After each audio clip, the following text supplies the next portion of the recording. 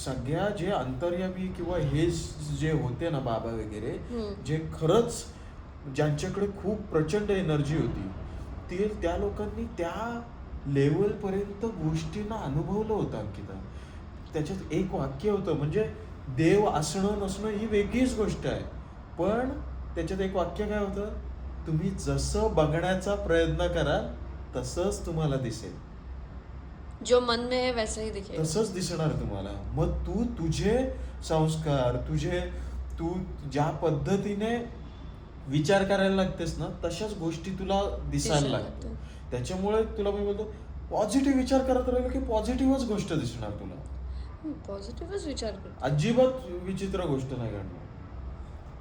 त्याचं स्टिकर तरी काढ, त्याच्या खाली स्टिकर तो तसंच ठेवलं आणि त्याच्यात रोज रोज तुझं चाललं आपला. देवळातली गोष्ट सांगतो तुला, काय सांग, काय देवळात आपल्याला काय वाटतं सांग? पॉझिटिव्ह वाटतं. पॉझिटिव्ह वाटतं. काय वाटतं पॉझिटिव्ह? कारण तिथे पॉझिटिव्ह एनर्जी असते. काय असतं? कारण तिथे आपण मंत्रोपचार वगैरे त्या सगळ्या गोष्टी बोलत असतो आणि त्या मंत्रांमध्ये सगळं चांगलंच सांगितलेलं आहे. तिथे आहे ना, प्रत्येक माणूस एक होप घेऊन येतो. प्रत्येक माणूस जातो ना जो देवळात, तो एक होप घेऊन येतो की इथे आल्यानंतर माझं चांगलं होईल. चांगलं होईल. तर त्या सगळ्या एनर्जी असतात अंकिता तिथं, सगळ्या एनर्जी. म्हणजे छोट्यातल्या छोट्या माणसापासून मोठ्यातल्या मोठ्या श्रीमंत माणसाचे पण तिथं भावना असतात.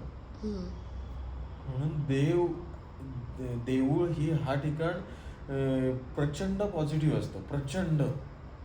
त्या पॉझिटिव्हिटीसाठी देवळात आहे, काही मागायला जायचं. तर मंडळी, काल आम्ही हनुमान अंश नावाचा चित्रपट बघितला, जो नेमकरणी बाबा यांच्या जीवनावर आधारित आहे. आणि तो चित्रपट बघितल्यानंतर म्हणजे मला एवढं माहीत नव्हतं त्यांच्याबद्दल, पण तो बघितल्यानंतर खरोखर तुझ्या पण म्हणते आता की आपण कुठेतरी ट्रिपला जायचं आम्ही प्लॅन करत होतो की आपण तिघं बहिणी आणि असं आपण जाऊया. तिघी बहिणी आम्ही असं आधी प्लॅन करत होतो की तिघी बहिणी जाऊया, पण त्यामध्ये नंतर असा प्लॅन केला होता की 3 जण जायचं आणि नंतर काही दिवसानंतर कुणाल पण जॉईन करेल आणि शेवटी मग तो असेल असं. कारण आम्ही अशी ट्रिप केलेली नाही आहे. तर ऋतुजा काल म्हणाली की आम्हाला इंटरनॅशनल ट्रिप नको ताई, आपण इकडे जाऊया, नैनितालच्या इकडे जाऊया आणि आपण ते निमगरुडी बाबांचा जे आश्रम आहे ना तिकडे जाऊन येऊया.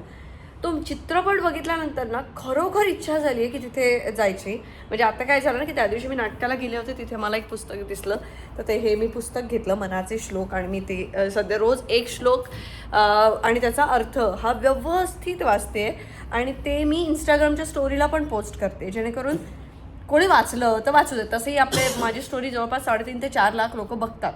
मग 3.5-4 लाख लोकांपैकी एकाने जरी पॉज घेऊन तो जर अर्थ वाचला तर काहीतरी त्याला 4 गोष्टी मिळतील ज्या मला मिळत आहेत त्याच्यातनं, म्हणून मी ते ठेवायला सुरुवात केली. तर आता हे जे कुणालने लेक्चर दिलं ते त्या चित्रपटावरती आम्ही थोडंसं बोलत होतो की आता कशावर ना आपला विषय निघाला, काहीतरी असा विषय निघाला. तर त्याला मी म्हटलं की तो नेहमी मला सांगतो की कोणी काही बोलू दे, कोणी काही, आधी जेवढी मी रिॲक्ट व्हायचे तेवढे आता मी रिॲक्ट होत नाही, तुम्ही बघितलं असेल. त्याच्यामुळे कोणी किती काही बोलू दे, आपल्याबद्दल किती वाईट बोलू दे किंवा वाईट साईड काही हे करू दे, आपण शांतच राहायचं. आणि देवाला सगळं दिसत असतं आणि चांगलंच होतं आपल्या बाबतीत, काही वाईट होत नाही. गरजेचं नसतं की तुझी रिॲक्शन प्रत्येक गोष्टीला आली पाहिजे. आणि त्यामुळे माझ्यात थोडासा एक वेगळा बदल झाला आहे, जो की पॉझिटिव्ह आहे, चांगला आहे. तर कुणाल आणि मी तेच बोलत होतो आणि त्याच्यामध्ये मला असं वाटलं की काल त्या चित्रपटामध्ये जेव्हा अशा काही गोष्टी घडतात तेव्हा मला असं वाटतं की देवाने पण तर बदला घेतलायच ना. तर मग कुणालने त्याची पण मला पॉझिटिव्ह साईड सांगितली. असं आमचे कुणालची, देव कधीच बदला घेत नाही, ते योग्य कर्म करेगा वैसे फल देगा. कर्म तुमचे इम्पॉर्टंट आहेत. येस, कर्म चांगली ठेवा. म्हणजे एखादी चोरी केली तर ती चोरी कधी कधी सफल होते, पण त्याच्या मागे देव बघत असतो, चान्स देत असतो की ठेवून ये बाबा, जे घेतलंय ते ठेव जा, नाही तर मग तुझ्या मागे आहे. आणि दुसरी महत्त्वाची गोष्ट म्हणजे आमच्या लग्नासाठी, म्हणजे आमचं जेव्हा लग्नाचं चाललेलं तेव्हा गोष्टी सगळ्या विरोधी होत्या सगळीकडनंच. त्याच्यामुळे लग्नासाठी मला सांगितलं होतं 11 शनिवार ना कुणाल ते 11 शनिवार करायला सांगितलं होतं आणि 11 शनिवारचं मंदिरात जायचं वगैरे असं होतं. हा, आणि आपण शेवटचा तिकडच केलं ना. तेच मी सांगते. म्हणून मला ती काल स्टोरी सगळी रिकॉल झाली आणि आपली चूक पण मला कळली आणि म्हणून मी म्हटलं लोकांना सांगते. तर 11 शनिवार करण्यासाठी मी सुरुवात केली. सुरुवात केल्यानंतर मला बिग बॉसची ऑफर आली. बिग बॉसची ऑफर जेव्हा आली, मी नाही नाही म्हटलं, नंतर आणि शेवटी फायनल जेव्हा हो म्हणायचं होतं ना, तेव्हा मी शनिवार पहिले मोजले की माझे 11 शनिवार पूर्ण होत आहेत का. तर एक्झॅक्ट 1 आठवडा आधीचा शनिवार हा माझा 11वा शनिवार होत होता. म्हणजे त्यांनी सांगितलं की अमुक अमुक तारीखला बिग बॉस चालू होणार आणि त्याच्या 1 आठवडा आधी तो शनिवार चालू होत होता.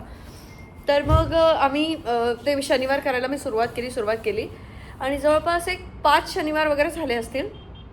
6व्या शनिवारी मी विसरले आणि रात्रीचे 12:30 वाजलेले. कुणाल, रात्री 12:30 वाजता मला आठवलं की अरे मी आज शनिवार होता आणि मी गेलेच नाही या मंदिरात. आणि असं होतं की त्या मंदिरात जायचं आणि ह्याला म्हणजे मारुती द्यायला रुईच्या पानांचा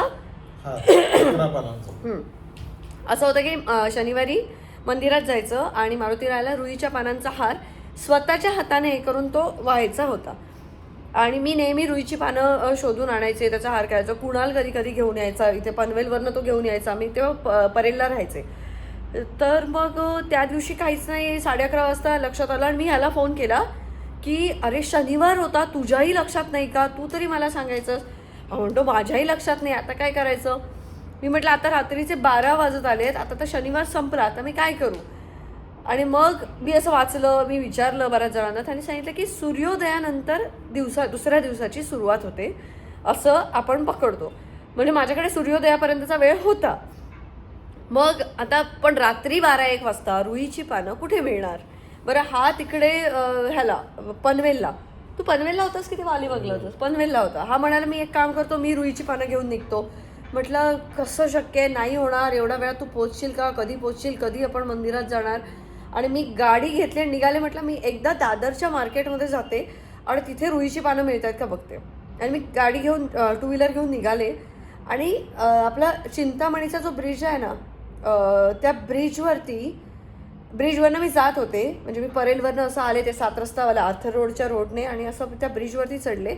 लेफ्ट साईडला एक रुईचं झाड, ग्रिल असे आहेत ना, ते ग्रिल म्हणजे ते सेफ्टीवाले, त्याच्यातनं असं बाहेर आलेलं होतं. आणि मला असं आलं की देवा, मुंबईसारख्या ठिकाणी, चिंचपोकळीसारख्या ठिकाणी रात्री 12:30 वाजता मला ते एकच रुईचं झाड दिसतंय तिथे. त्या रुईच्या झाडाची मी पानं काढली आणि पानं काढल्यानंतर माझ्या लक्षात आलं की त्या ब्रिजच्या खालीच एक हनुमानाची मूर्ती आहे तिथे आणि छोटंसं मंदिर आहे. मी लगेच तिथे गेले. ते सगळं, तू आलास का तेव्हा रात्री? नाही, कुणाल नाही आला. मी रात्री मग मी ऋतुजाला फोन केला, सुई दोरा दे मला, सुई दोरा दे. लगेच तिने सुई दोरा काढला, तर मी लगेच ती रुईची पानं विणली, सगळं हे केलं. मी गेले मंदिरात, हे केलं. तेव्हापासून आम्ही आता सूर्योदयानंतरच दिवसाची सुरुवात होते असं आम्ही मानायचं ठरवलं. कारण कधी कधी असं व्हायचं की आज गुरुवार आहे, 12 नंतर आम्ही नॉनव्हेज खाऊ शकतो, असं मला माझं जे होतं ते आम्ही तेव्हा सोडलं की सूर्योदय ते सूर्योदय असं मला दिवस आपण पकडायचा, हे आम्ही तेव्हा ठरवलं. बरं, जेव्हा शेवटचे काही 2 आठवडे राहिले होते तेव्हा आम्ही ठरवलं की आपण म्हणजे आता बिग बॉसमध्ये जाते आहे, सगळ्या गोष्टींचा स्ट्रेस असणार आहे, थोडंसं माइंड स्टेबल करूया आणि सगळ्या गोष्टी शांतपणे सगळ्या गोष्टींचा विचार करूया.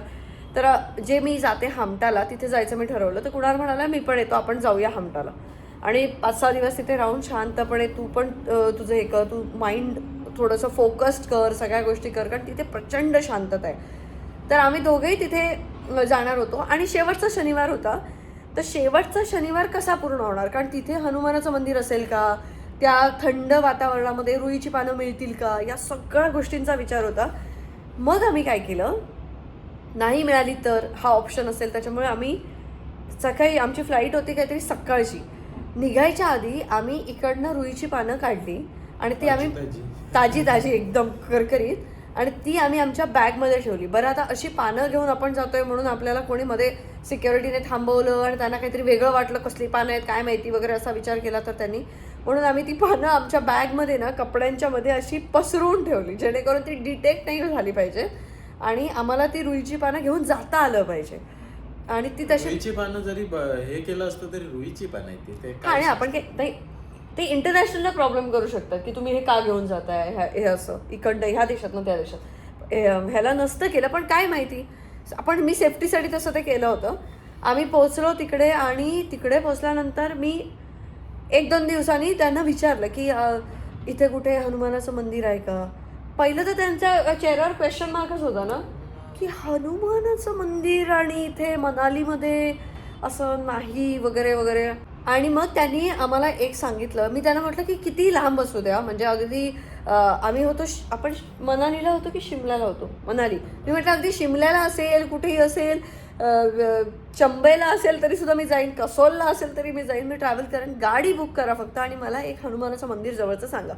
तर त्यांनी शोधलं तर खालीच म्हणजे आम्ही खूप उंचावरती होतो आणि तिथून खाली मनालीमध्ये एका ठिकाणी हनुमानाची मूर्ती आहे आणि तिथे मंदिर आहे असं त्यांनी सांगितलं. मी म्हटलं प्लीज मला गाडी बुक करून द्या, आम्ही जाणार. गाडी बुक केली, आम्ही तिथे गेलो. तिथे गेल्यानंतर त्यांची पूजा करण्याची पद्धत किंवा सगळ्या गोष्टी वेगळ्या आहेत. तिथे रुईची पानं हा काही प्रकारच नव्हता हनुमानासाठी. तिथे काही पानांचा काही प्रकारच नव्हता. मी फार मोठी मोठी पानं घेऊन गेले होते. ती फार मोठी उंच मूर्ती होती. तिथे आम्ही तो रुईच्या पानांचा हार वाहिला. तो त्या मारुतीरायाच्या मूर्तीवरती एकमेव हार होता रुईच्या पानांचा आणि ते आम्ही तिथे वाहिलं. आणि त्याच्यानंतर माझे ते 11 शनिवार वगैरे सगळं पूर्ण झालं आणि तेव्हापासून आम्ही शनिवार पाळायला लागलो की शनिवारचं आपण व्हेज जेवायचं वगैरे हे सगळ्या गोष्टी करायला लागलो. आणि त्यानंतर आम्ही ठरवलं होतं की दर शनिवारी आपण मंदिरात जायचं, जे आम्ही काही दिवस पाळलं. त्यानंतर आमच्याकडनं पाळलं गेलेलं नाही आहे. तर मी कालच कोणाला म्हटलं आहे की यापुढे अगदी डेली व्लॉगिंगमध्ये पण दिसलं पाहिजे. आपण चुकलो तर लोकांनी आपल्याला आठवण करून दिली पाहिजे, पण आपण दर शनिवारी मारुतीरायाच्या मंदिरात आता रोज गेलंच पाहिजे. या आठवड्यापासून आम्ही परत एकदा ती गोष्ट चालू करतोय. कारण काल तो हनुमान अंश मूवी बघितल्यानंतर मला असं जाणवलं की जेव्हा गोष्टी खूप निगेटिव्ह होत्या ना, जसं आता कुणाल म्हणाला की मंदिरात फक्त पॉझिटिव्हिटी असते, आम्हाला फक्त त्याच गोष्टीने पॉझिटिव्हिटी दिली होती. ते 11 शनिवार पूर्ण करून नेक्स्ट वीकेंडमध्ये मी बिग बॉसच्या घरात गेले होते आणि बिग बॉसच्या घरात गेल्यानंतर माझं काही वाईट झालं नाही, आमचं काही वाईट झालं नाही. सगळे पॉझिटिव्ह झाले आमच्या बाबतीत आणि बाहेर आल्यानंतर लगेच लग्नाची तयारी सगळी सुरू झाली आणि सगळ्या गोष्टी झाल्या. तर कुणाल मध्ये मला कोणती गोष्ट आवडली हा जर लोकांना जो प्रश्न होता तो ही गोष्ट होती जी माझ्याकडे कमी होती की प्रत्येक गोष्टीमध्ये कुणाल आळस देतोयस माझ्या मागे तू. हा चिपला जायचं आहे का? जा ना, तुला कोणी बसवून ठेवलंय इथे मूर्तीसारखा बसलायस. बस नाही जा प्लीज जा. तर आज माझी ब्लड टेस्ट केली आहे म्हणून मी जिमला जात नाहीये. त्याने मला सांगितलं नको. काय तर कुणाल असाच पॉझिटिव्ह असल्यामुळे जी गोष्ट माझ्याकडे कमी होती ती बॅलन्स झाली खरं तर. So guys I am all set to go for shopping. आणि आता कुणाल गेलाय घराचं जिथे काम चालू आहे तिथे. मी आता निघते. वहिनी येईल 1 वाजता आणि मग आम्ही दोघेही निघू मस्त शॉपिंग करा. आज आम्ही जीवाची मुंबई करणार असं मी कुणालला सांगितलं. त्याच्यावर कुणालने मला पानभर लेक्चर दिलं. बहिणीला फोन करून सांगतो हे खायचं नाही, तुम्ही ते खायचं नाही, मग तुम्ही हे खाल्लं पाहिजे, मग तुम्ही ते खाल्लं पाहिजे. कोणा कळताना आम्ही काय खातो होता. आम्ही आज जीवाची मुंबई करणार. तर मंडळी आता आम्ही निघालोय आणि आज नेमकं दीपाताईच्या घरी पण कोणतरी आजारी आहे. दीपाताई पण नाही आली आहे. आज आमची जेवण बनवणारी ताई पण आली आहे आणि आज मी मरणाचा रगात दिलंय. त्याच्यामुळे आता मग मरणाचा होता एवढासा भरून भरून दिलंय 2-2 हे. माझं ना आयुष्यात एक खूप मोठं स्वप्न आहे की मी एकदा तरी ब्लड डोनेशन कधीच नाही केलं. कधीच पण ब्लड डोनेशन केलं की चांगलं असतं. उलट चांगलं असतं पण करण्यासाठी माझ्याकडे तर तेवढं वजन पाहिजे होतं ना. आता माझं वजन बिजन सगळ्या गोष्टी व्हायला लागले. आता मी 52ला पोचले, नाही तर पहिलं 44, 45, 46 कमी झालं. आता करते. सो मी कधीतरी एकदा ब्लड डोनेशन करणार. मरणाची भूक लागली आहे आणि हॉटेलात जावं लागतंय. चल बाबा चल. तर मंडळी आम्ही आता हॉटेलात जेवतो आणि मग मी शॉपिंगला जाईन. तर मला वाटतं या ब्लॉगमध्ये मी खूप बडबड भरपूर झालेली आहे माझी. हा ब्लॉग तुम्ही आता बघू घ्या. शॉपिंगचा ब्लॉग उद्यावर. तुला मी वाशीला सोडणार नाही कारण मी अटल सेतूने जाणार आहे. तू तुझं गाडी घेऊन जा. Bye guys, see you in next blog. Bye.